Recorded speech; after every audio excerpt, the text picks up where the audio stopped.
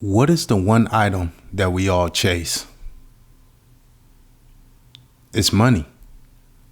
But what if I told you we've been chasing the wrong thing this whole time? Where I think what we should really be chasing is knowledge. And when you obtain a certain amount of knowledge, you create value for yourself. So instead of chasing the dollar, we should be chasing information, creating value for ourselves, which in the long run brings us more money. There has been a few instances in my life that have proven this to be true. You know, growing up, you're taught to go to school, hopefully get in college, and then climb that ladder, try to make more and more money over time. Even at this time, I'm thinking, let me climb the ladder, save money. I wasn't thinking about investing at that age, but yeah, I was thinking about climbing the ladder. But I never thought about really how to create more money. At that time, you think, oh, let me just apply to different positions. I'm just going to apply to another position. Keep applying to, positions that are higher, that, that pay out more money. Instead, I should have been looking at how can I strategize? How can I put myself in a position to where I'm valuable, to where people are coming to me, and I'm able to, maybe negotiate my salary based off of the type of information I know, the knowledge that I have. So I never really thought about it from that standpoint, not until I got older, became more wise about, how the world works and how to really get ahead in business.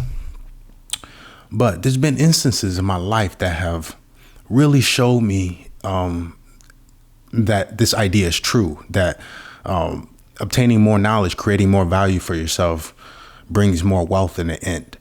And I give two examples. The first one is when I was in college, I was part of a entrepreneurship group, and we went to San Francisco, and we went and, visited a lot of different startup companies over in Silicon Valley. And one of them was Google Ventures, which was, somewhat like, I guess, the venture capital arm of Google, where they go and they look for companies to acquire. And we met with one of the partners there.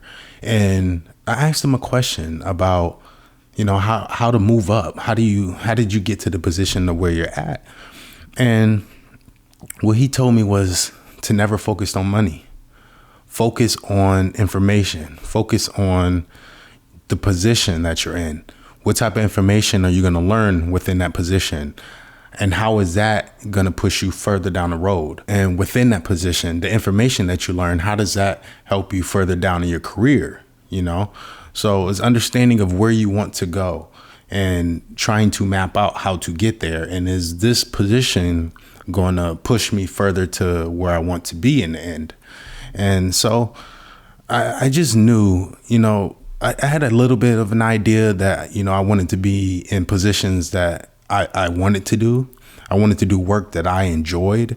I just know a little bit, that from when I was young, I wanted to be in a position where I wanted to work. I was happy doing the work, because I know when I was younger, my father told me he was a project manager for Kraft, and he traveled a lot.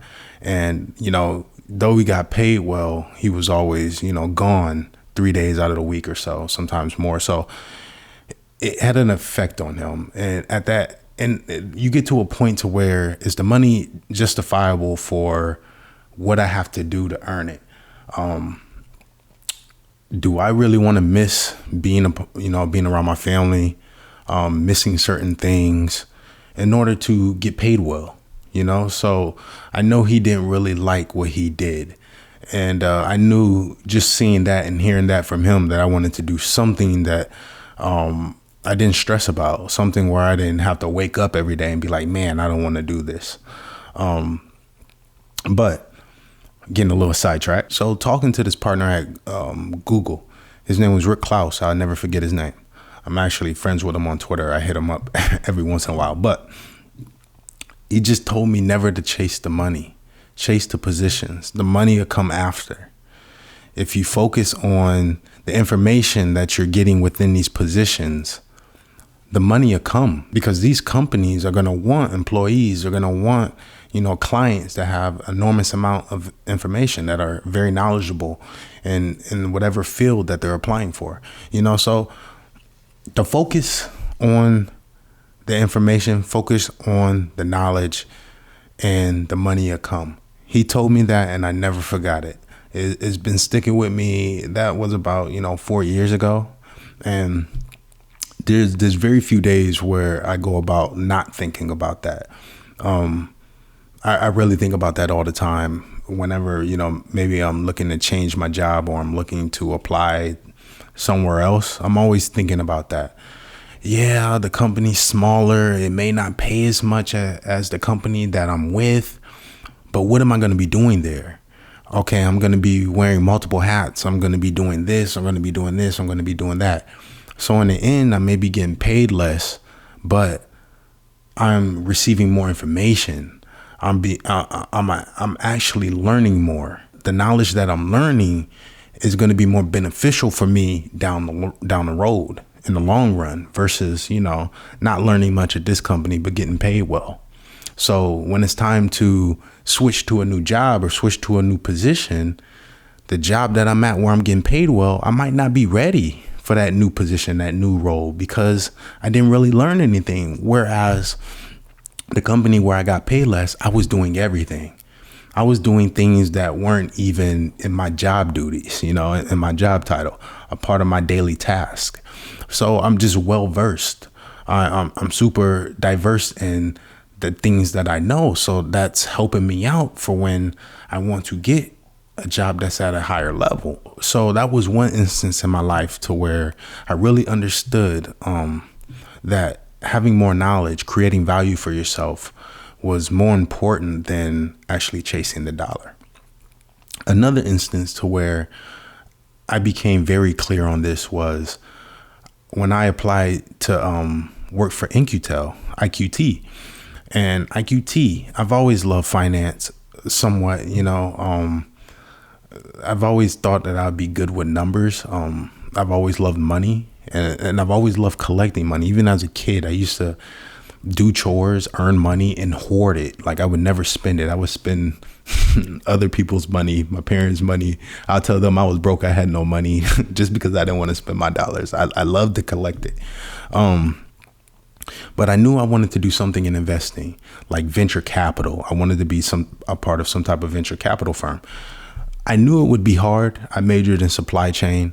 So, really venture capital firms look for people in finance. They got some type of finance degree or something like that. That in the past maybe have worked for some type of brokerage firm, things of that nature. So I knew it would be a tough task. But what I did is I became friendly with a partner of InQtel. InQtel is the venture capital firm. It's for the CIA. So basically, if the CIA wants to invest in new technology, defense technology, something that's going to help them defense-wise, like software or anything like that, they have a venture capital arm. And that venture capital arm is called InQtel. So I wanted to work for them. I became very friendly with one of their partners because he was an alumni to my university. So I got in contact with him. Name was George Hoyam. I had dinner with him, talked with him, told him, I'm in supply chain, but I love venture capital. I want to get in, I want to be a venture capitalist at some point in my life. So, I became friendly with him, connected with him. Every once in a while, I would say every month I shot him an email, just to check up on him, check up on his family, check up on his employees. How is everybody doing over there? Just becoming friendly for when I want to ask a favor from him. It's connecting. It's a big part of everything, getting a foot into the door. Connecting helps with that. So it got to a point to where they were actually looking to hire people. And when I was talking to him about, me being a supply chain graduate, and though I didn't come from a finance background, he told me that, they don't just look for people in finance. It's not all about, what school you graduated from, what degree did you graduate with. He told me a lot of the people that they look to hire are people that have had experience, maybe creating a startup company or being part of a startup company, that have experience of, that early venture, that early adolescent time of a company, or being somebody who's actually created a company, has went through the pain points of, building a company, raising capital, doing market research, seeing if your product is viable. Would this product be even profitable?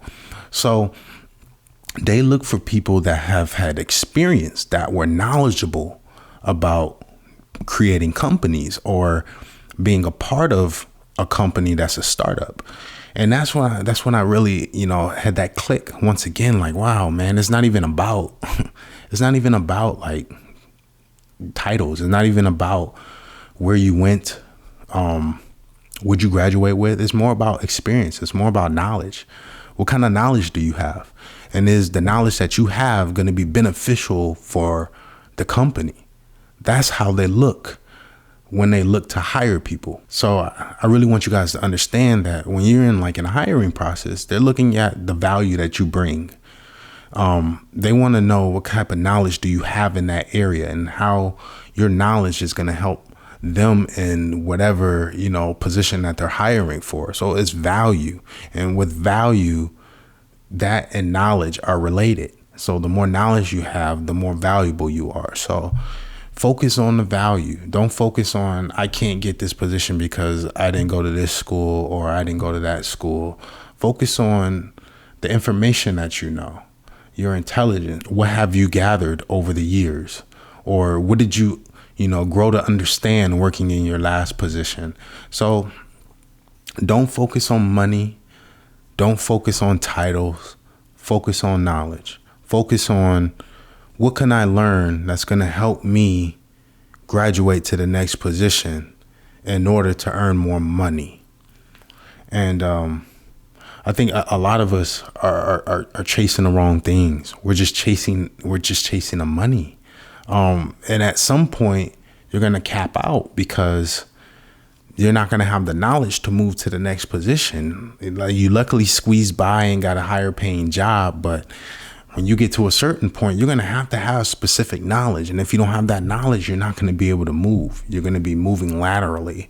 So when you think about progressing, when you think about development, when you think about growing, it's all about learning, constantly learning.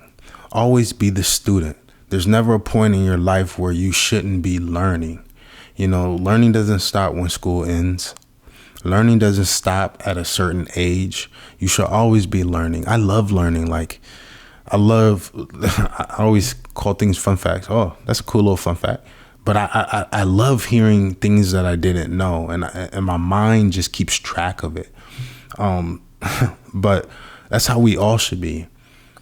Whether it is you go find yourself a mentor, even if it's not an actual physical mentor, find you a mentor on YouTube. There's plenty of people that are talking about all the right stuff, all the good stuff on YouTube.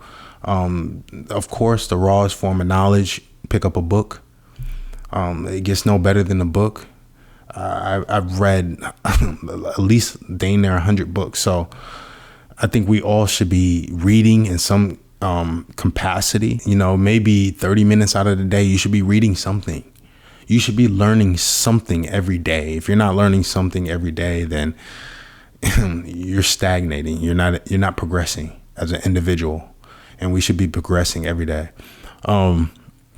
But yeah, that's really all I have for you guys. That's all I really wanted to come and talk about, how to really move forward in life and how to chase the right thing in order to move higher or move forward.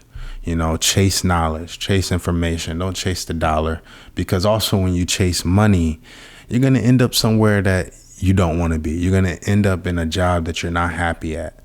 And at that point, is the money worth it? Is the money worth being in a position that you hate? So you really got to think about those kind of things. Sometimes it's better to make the sacrifice of getting paid less, but being in a position where you're happy doing something that you love to do. You may be making less money, but you love what you do. As long as it's enough money for you to survive and you to live comfortably, then that's fine. Why do you need more? You know, what's your intentions for more? What are you going to do more? You have a home now. More money, just everything. It's funny because I have everything a rich person has. A rich person just has it in more, in larger volumes. I have a car. They may have 3 cars. I have a house. They may have 4 houses. So I have everything that they have. What more do I really need? What benefit does it bring me? Because at the end of the day, when you get done with all the material things, you're pretty much bored. You've been there, done that kind of thing. So, I just want to help you guys focus on the right thing in order to move forward in life and have more blessings. But I thank you guys for checking this video out, and I'm going to have more coming. So I'll catch you guys in the next one. I'm out.